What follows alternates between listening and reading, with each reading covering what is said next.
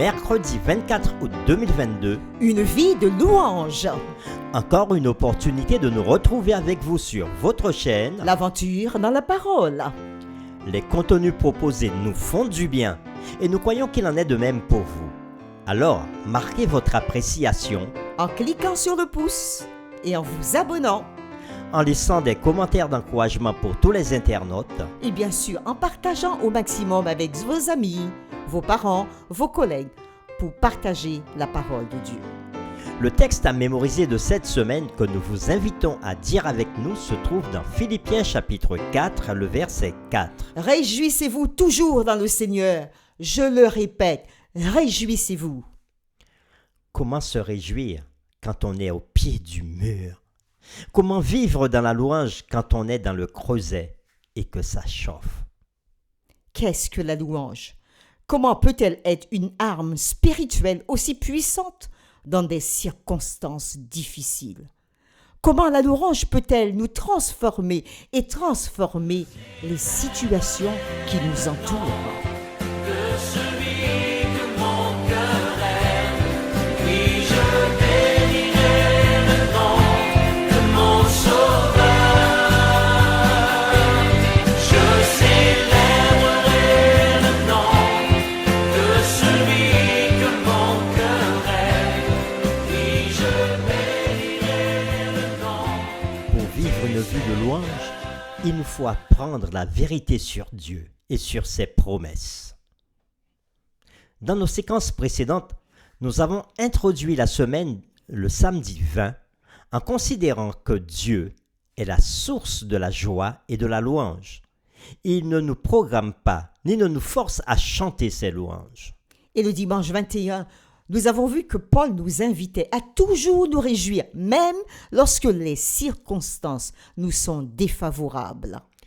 Le lundi 22, l'exemple du peuple hébreu face au mur de Jéricho nous montrait que, peu importe ce qui est devant nous, notre rôle est de louer Dieu.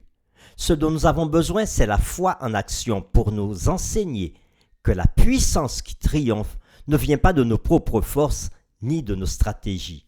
Et le mardi 23, c'est-à-dire précédemment, la louange est développée dans nos vies lorsque nous prenons conscience de la grandeur de Dieu autour de nous, lorsque nous nous souvenons de ce que nous avons vu et expérimenté avec Dieu.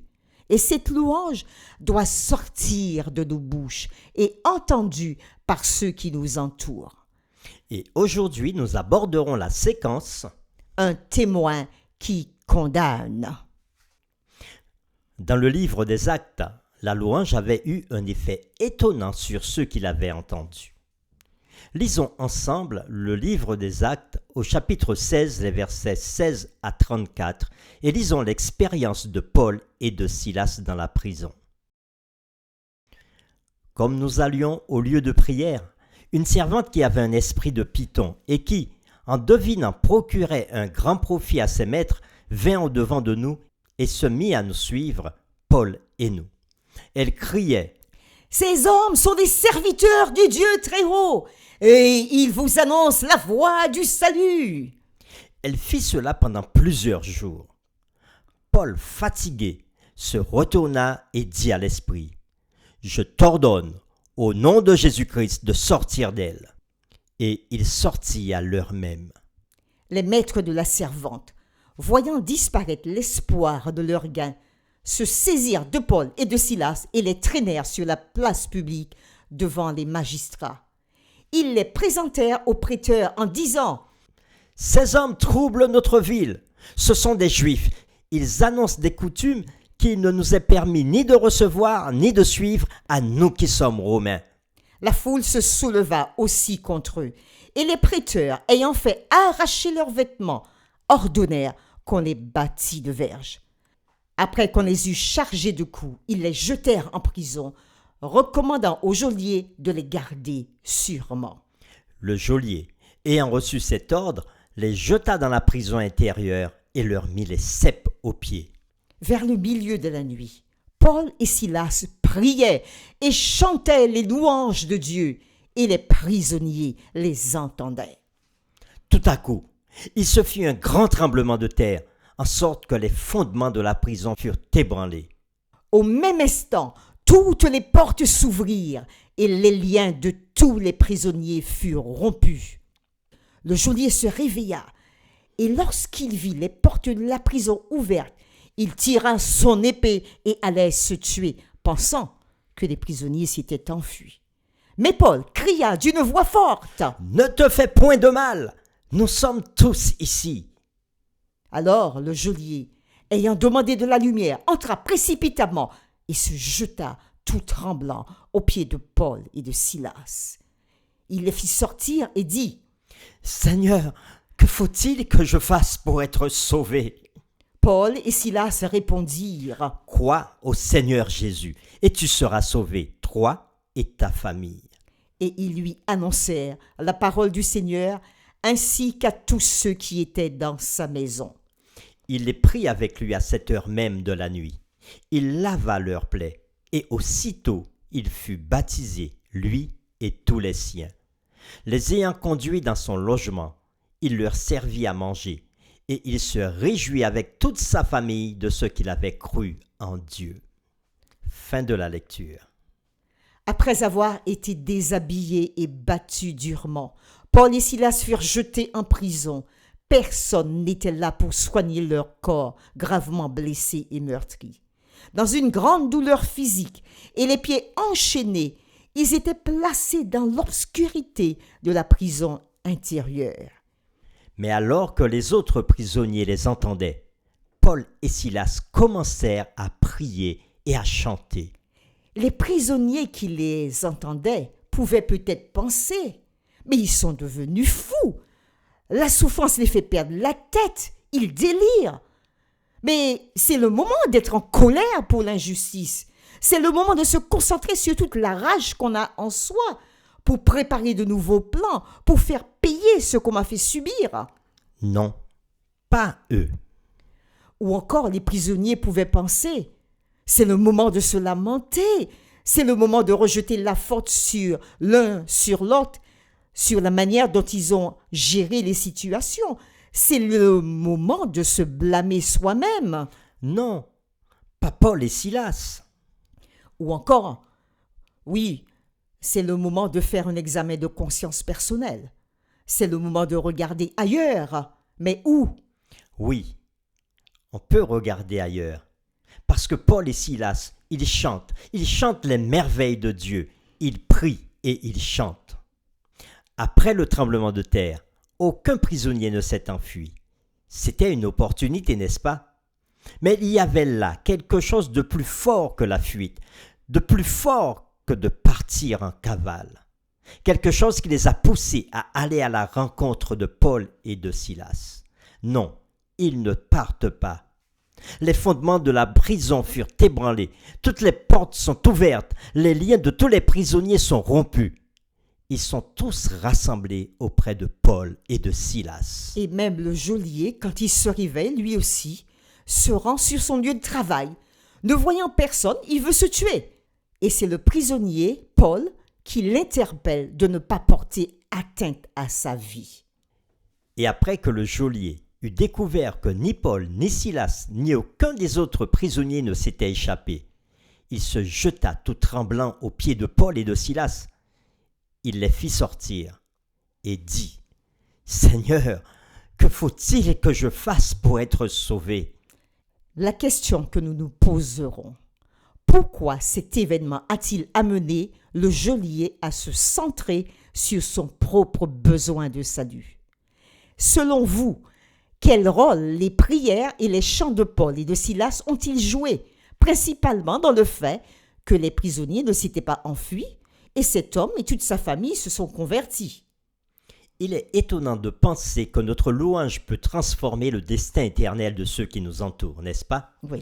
Si Paul et Silas étaient assis dans l'obscurité en marmonnant et en se plaignant comme le font souvent des prisonniers, pensez-vous que quelqu'un aurait été sauvé cette nuit-là ? Eh oui. Des milliers de chrétiens, comme des personnages bibliques tels que David et Paul, louaient Dieu au milieu des persécutions et des épreuves de la vie. Les premiers chrétiens louaient Dieu au milieu des flammes, des pieux, des amphithéâtres remplis d'animaux sauvages, des croix, des cellules de prison et des chambres de torture. Ils ne pensaient pas à l'injustice qui leur était faite. Ils ne calculaient pas le rapport coût-avantage de leur acte. Ils aimaient et faisaient confiance à Dieu et n'hésitaient pas à prendre un engagement radical et ultime envers leur Dieu. Ils ne considéraient pas comme une épreuve le fait de mourir pour leur Seigneur. Ils considéraient plutôt que c'était un privilège de souffrir et de mourir pour leur Sauveur bien-aimé. Ils n'hésitaient pas à faire confiance à Dieu et à sa promesse de résurrection. Ils laissaient derrière eux un témoignage de courage qui inspirait et continue à inspirer tous ceux qui veulent vivre en harmonie avec la parole de Dieu. Pour Paul et Silas, ils avaient appris par expérience à se confier en Dieu quoi qu'il arrive. Nous ne savons pas ce qui était arrivé au geôlier et à sa famille plus tard. Mais pouvez-vous les imaginer en train de lire les paroles que Paul a écrites plus tard depuis une autre prison, celle de Rome? Que dit Paul dans Philippiens chapitre 1, les versets 29 à 30? Car il vous a été fait la grâce par rapport à Christ, non seulement de croire en lui, mais encore de souffrir pour lui, en soutenant le même combat que vous m'avez vu soutenir et que vous apprenez maintenant que je soutiens. Fin de la lecture. S'ils avaient lu cela et réfléchi à la façon dont la souffrance de Paul leur avait apporté la joie, cela aurait sûrement dû apporter un chant dans leur cœur et un nouveau défi pour rester fidèles, quel qu'en soit le prix. Nous voulons terminer avec cette question personnelle. Selon vous, qui peut être influencé pour Dieu par un chant de louange qui viendrait de votre cœur? Et un autre point, dans votre louange à Dieu, auprès des autres, dans vos chants, dans vos témoignages, nous vous invitons à développer chaque jour une attitude ouverte et enthousiaste, car nous ne savons pas l'effet positif que cela pourrait avoir sur notre vie et sur la vie des autres. Nous vous invitons à prier avec nous. Seigneur, les expériences de Paul et Silas et de tant d'autres hommes et femmes par toute la terre parviennent jusqu'à nous en témoignage. Ces hommes sont restés attachés à toi malgré leurs souffrances ou persécutions. Les promesses de ta parole s'accomplissent dans leur vie, par leur louange et leur destinée. Par leur témoignage de louange, ils ont été fortifiés et ont fortifié et sauvé les autres. Dans la souffrance ou le bien-être, cette parole de Paul dans Romains chapitre 8, versets 33 à 39 est encore vraie pour nous aujourd'hui. Qui accusera les élus de Dieu? C'est Dieu qui justifie. Qui les condamnera? Christ est mort. Bien plus, il est ressuscité. Il est à la droite de Dieu et il intercède pour nous. Qui nous séparera de l'amour de Christ? Sera-ce la tribulation? Ou l'angoisse? Ou la persécution? Ou la faim? Ou la nudité? Ou le péril? Ou l'épée? Selon qu'il est écrit, c'est à cause de toi qu'on nous met à mort tout le jour, qu'on nous regarde comme des brebis destinées à la boucherie. Mais dans toutes ces choses, Seigneur, nous sommes plus que vainqueurs par celui qui nous a aimés. Car j'ai l'assurance que ni la mort, Ni la vie, ni les anges, ni les dominations, ni les choses présentes, ni les choses à venir, ni les puissances, ni la hauteur, ni la profondeur, ni aucune autre créature ne pourra nous séparer de l'amour de Dieu. manifesté en Jésus-Christ notre Seigneur. Alors, Seigneur, mets dans nos bouches toujours ta louange, Ta reconnaissance, ta gratitude, car c'est toi qui libères et transformes les situations à ta gloire. Loué sois-tu, Père, pour ton amour. Loué sois-tu, Père, pour ta présence. Loué sois-tu, Père, pour ta délivrance. Nous te prions au nom de Jésus, notre Sauveur. Amen.